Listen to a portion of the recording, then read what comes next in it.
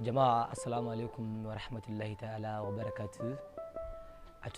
Kamar da yadda kowa ya sani, kowa ya san ni ba malami bane. Hasali ma ni mutum ne wanda nake harkoki na irin akan abin da ya shafi kamar fim, comedy da dai sauransu.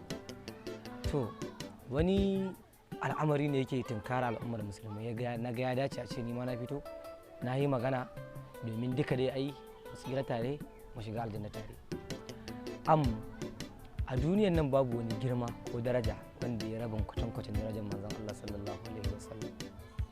Amma abin yana ban mamaki inda wasu al'ummar suke wasa da irin wannan girma, kamar yadda za ka ga mutane suna kwatanta girman annabi da girman wasu abubuwa.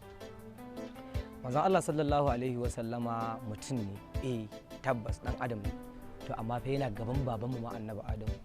Duka annabawan da Allah ya halitta babu wani annabi wanda ya kama kafar girma irin na manzon Allah sallallahu alaihi wasallam. Abin da yake ban mamaki a nan shine irin mutanen da suke ƙarya da su suna ƙaryar sunna akan maganar girman annabi Muhammadu, amma wai har su dinga magana wai ba ma za ka yi tawassuli da girman annabi ba. Wannan wace irin halaka ce take nemar same mu? Shi manzon Allah sallallahu alaihi wasallama shine dan gaban goshin Allah. Duk abin da kake nema a gurin Allah subhanahu wataala to dole sai ka bi da manzon Allah. Ko menene sai ka bi ta annabi Muhammadu.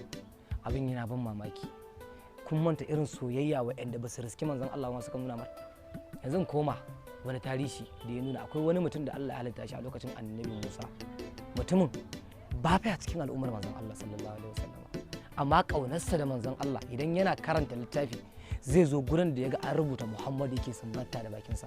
Bai taɓa sallah bai taɓa bin Allah ba, amma iya wannan kaunar da ya nuna manzon Allah sallallahu alaihi wasallam, Allah ya mai rahama, Allah ya gafarta mai saboda wannan. Mutuna Farisa, yan uwanta ne suka haɗa wuta, gungun wuta, saboda yayin da take cewa tana son annabi suke ganin ƙarya ne, suka haɗa wuta sosai, suka je suka saka ta a cikin wannan wutar, suka ce ta shiga kai in har tana son annabi Muhammad. Farisa ta shiga cikin wuta saboda ƙaunar manzon Allah sallallahu alaihi wasallama.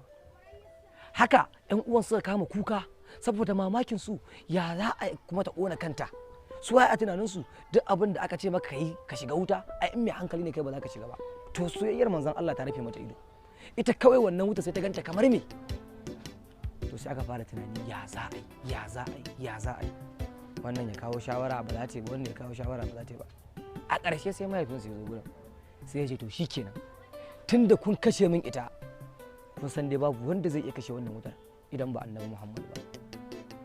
Cikin kunya suke magana, suke cewa to in mun je gurin Muhammadu mu ce masa ne, sai ya ce ai in kun je sa za ku ce mai kaunarsa ce, domin shi an har kun gaya mar masoyiya zai cece ta.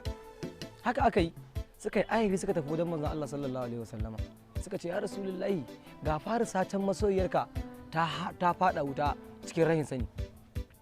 La ilaha illallah.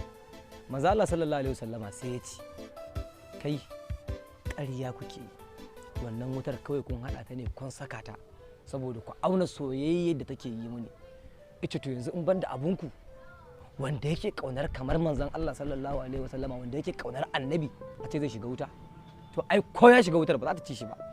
A take annabi Muhammad sallallahu alaihi wasallama ya kira ga sayyidina Ali, imamuna Ali, kanin manzon Allah sallallahu alaihi wasallama, kuma sahabin manzon Allah wanda yake auren yar gidan manzon Allah na faɗi mata Zarau. Ice ka tafi wutar, ka je ka tafi wajen wutar ka ce ni in ji ne munzali, wutar ta koma.